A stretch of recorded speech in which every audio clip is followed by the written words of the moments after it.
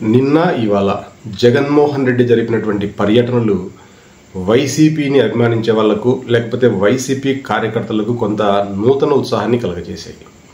ఇందులో ఎలాంటి సందేహం లేదు. విజయవాడ జైల్లో ఉన్నటువంటి వల్లభనేని వంశీమోహన్ని పరామర్శించడానికి జగన్మోహన్ రెడ్డి గారు జైలుకి వెళ్ళారు. అట్లాగే ఇవాళ మిర్చి రైతులను పరామర్శించడానికి ఇవాళ గుంటూరులో ఉన్న మిర్చి యార్డుకి వెళ్ళారు. అయితే రెండు సందర్భాలను గమనించినట్లయితే రెండు సందర్భాల్లో కూడా పెద్ద ఎత్తున జనాలు జగన్మోహన్ రెడ్డిని చూడటము, ఆయనతో కలవాలనుకోవడం, లేకపోతే ఆయనతో మాట్లాడాలనుకోవటం, ఆయన చూస్తే చాలనుకోవడం చూస్తుంటే నిజంగా ప్రజల్లో జగన్మోహన్ రెడ్డి మీద అభిమానం ఎంత మాత్రం తగ్గటం లేదు అనేది మాత్రం క్లియర్గా అర్థమవుతుంది. జగన్మోహన్ రెడ్డి జనాల్లో తిరగడం మొదలు పెడితే జనాలు వాళ్ళంతకు వాళ్ళే బయటకు వచ్చి జగన్మోహన్ రెడ్డితో మమేకం అవ్వడానికి సిద్ధంగా ఉన్నారు. కాబట్టి ఇదంతా గమనించిన తర్వాత కూటమిని అభిమానించేటువంటి కొంతమంది అభిమానులు కావచ్చు, కార్యకర్తలు కావచ్చు, ఇదేంట్రా బాబు జగన్మోహన్ రెడ్డిని ఈ విధంగా అభిమానిస్తున్నారు, ఈ జగన్ గారిని ఏదో ఒకటి చేసేయాలి అని చెప్పి ఆఫ్ ద రికార్డ్ వాళ్ళ ఉక్రోషాన్ని అంతా ప్రదర్శిస్తున్నారు. అంటే ఇక్కడ ఏదో చేసేయడం అంటే ఏదో ఒక కేసులో జగన్మోహన్ రెడ్డి లోపలేసేయాలి, బయటకు రానివ్వకూడదు, దీంతో వైసీపీ పార్టీని పూర్తిగా నామరూపాలు లేకుండా చేయాలి అనేది వీళ్ళ ఆలోచన. అయితే ఇది నిజంగా పాసిబుల్ అవుతుందంటే అనుకున్నంత ఈజీ కాదు. దీనికి ప్రధానమైనటువంటి కారణం ఏంటంటే బీజేపీ అండదండలు ఉన్నంత వరకు జగన్మోహన్ రెడ్డిని ఏ కేసుల్లోనూ పూర్తిగా లోపలేసేటువంటి అవకాశం ఉండదు. అయితే ఇక్కడ బీజేపీ ఆలోచన మరొక విధంగా ఉంది. ఎందుకంటే జగన్మోహన్ రెడ్డి అనే వ్యక్తి లేకపోతే అటు కూటమిలో ఉన్నటువంటి టీడీపీ కావచ్చు, లేకపోతే జనసేన కావచ్చు, వీళ్ళని కంట్రోల్ చేయటం బీజేపీ వల్ల కాదు. అంటే ఇక్కడ బలమైనటువంటి అపోజిషన్ లేకపోతే ఇటు పవన్ కళ్యాణ్ అయినా లేకపోతే టీడీపీ అయినా ఎప్పటికీ అధికారం మాదే అనేటువంటి ఉద్దేశంతో బీజేపీని కూడా కేర్ చేయరు. కేవలం ఈ ఉద్దేశంతోనే బీజేపీ పెద్దలు కూడా జగన్మోహన్ రెడ్డిని టచ్ చేయకుండా వదిలేస్తున్నారు.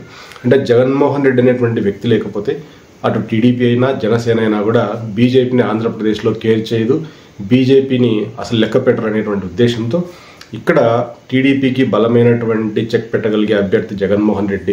అంటే ఇక్కడ గెలవటం ఓడటం అనేటువంటిది విషయం కాదు. చంద్రబాబు నాయుడిని ఢీకొనగలిగే సత్తా ఉన్నటువంటి ఏకైక నాయకుడు జగన్మోహన్ రెడ్డి. కాబట్టి జగన్మోహన్ రెడ్డి రాజకీయాల్లో ఉన్నంత వరకే చంద్రబాబు నాయుడు కంట్రోల్లో ఉంటాడు. ఒకవేళ జగన్మోహన్ రెడ్డి లోపలికి వెళ్ళిపోతే మాత్రం ఇంకా ఆంధ్రప్రదేశ్లో వేరే పార్టీ లేదు. కాబట్టి ఇక మీదట టీడీపీ అటు జనసేన బీజేపీని ఎంత మాత్రం లెక్కలోకి తీసుకోవు. అందువల్ల ఇక్కడ బీజేపీ అనేది తెలివిగా వ్యవహరించి జగన్మోహన్ రెడ్డి ఆంధ్రప్రదేశ్లో ఉండాలి, జగన్మోహన్ రెడ్డి రాజకీయాల్లో చురుగ్గా ఉండాలి అనే కోరుకుంటుంది. కాబట్టి ఇక్కడ కూటమి నాయకులు ఏదైతే జగన్మోహన్ రెడ్డి అడ్డు తొలగించుకోవడం అంటే మరో విషయంగా కాదు, పాత కేసులను తవ్వి జగన్మోహన్ రెడ్డిని జైల్లో పెట్టించాలనేటువంటి ఆలోచన. అయితే ఇప్పుడు ఇది పాజిబుల్ అయ్యేటువంటి అవకాశాలు మాత్రం ఎంత మాత్రం కనిపించడం లేదంటే ఏదైనా చేయాలి అంటే సెంట్రల్ గవర్నమెంట్లో ఉన్నటువంటి బీజేపీనే చేయాలి. ఇందుకు బీజేపీ అయితే సంసిద్ధంగా లేదు. అంటే ఇక్కడ టీడీపీని అభిమానించేటువంటి లేదా కూటమిని అభిమానించేటువంటి అభిమానులు ఎట్లా ఆలోచిస్తున్నారంటే చంద్రబాబు ప్రభుత్వం స్కీమ్స్ ఇవ్వకపోగా అనేక సంక్షేమ పథకాలను ఎత్తిపెట్టింది.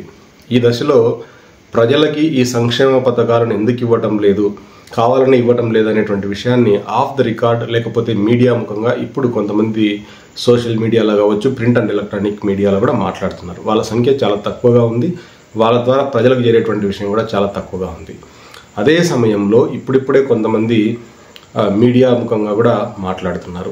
ఇదే సమయంలో జగన్మోహన్ రెడ్డి కూడా జనాలకు వచ్చి వీళ్ళంతా మంచి కవరేజ్ రావడంతో ఇప్పుడు కూటమి పాలనలో ఉన్నటువంటి లోపాలను ఎత్తిచూపడం అనేది పెద్ద సమస్యగా కూటమి ఇప్పుడు ఫీల్ అవుతుంది. కూటమిని అభిమానించేటువంటి కార్యకర్తలు కావచ్చు, నాయకులు కావచ్చు, లేకపోతే అభిమానులు కావచ్చు, వీళ్ళంతా కూడా ఈ జగన్మోహన్ గారు ఎంటరా బాబు ఇప్పుడు వచ్చి కూటమి ప్రభుత్వంలో ఉన్నటువంటి లోపాలను వీడు ఎత్తి చూపుతున్నాడు, అసలు ఈ జగన్మోహన్ రెడ్డి లేకపోతే ఈ లోపాలు బయటకు రావు కదా అని చెప్పి ఇవాళ వీళ్ళు ఆఫ్ ద రికార్డ్ తమ అక్కసు వెళ్ళబోసుకుంటున్నారు. అయితే రాజకీయాల్లో ప్రతిసారి గెలవడం అంటే జనాలకి మంచి చేయటం, ఆ తర్వాత జనాల మనసు చురగొనడం అనేది చేసుకోవాలి. కానీ ఒక నాయకుడిని జైల్లో పెట్టిస్తానో లేకపోతే ఒక నాయకుడిని తొక్కేస్తూ ఎదగాలనుకోవడం కూడా చాలా పెద్ద పొరపాటు.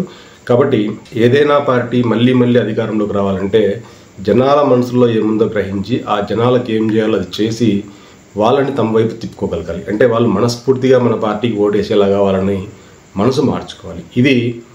ఇది టీడీపీ లేదా కూటమి ఎంత చక్కగా అమలు చేస్తుందో అన్ని రోజులు వాళ్ళు ప్రజాభిమానాన్ని చూరుకొని అధికారంలో ఉండగలుగుతారు. అంతేగాని ఒక నాయకుని జైల్లో పెట్టో లేకపోతే ఒక నాయకుని లేకుండా చేసే రాజ్యాన్ని ఏలాలనుకోవడం కూడా పెద్ద పొరపాటు. కాబట్టి ఏ పార్టీ అధికారంలో ఉన్నా కూడా ప్రత్యర్థులను ఎలిమినేట్ చేయాలి అనేటువంటి ఆలోచన సరైనటువంటి పద్ధతి కాదు. కాబట్టి ప్రత్యర్థి ఎంత బలంగా ఉంటే మన పాలన కూడా అంత మంచిగా సాగుతుంది. ఈ విషయాన్ని గుర్తుంచుకుంటే కూటమికి రానున్న రోజుల్లో మరింత మంచి జరిగేటువంటి అవకాశం ఉంటుంది. అలా కాదు, ఎలిమినేట్ చేయాలి, వీళ్ళందరినీ జైల్లో తేయాలనుకుంటే మాత్రం కూటమి నష్టపోవాల్సి వస్తుంది.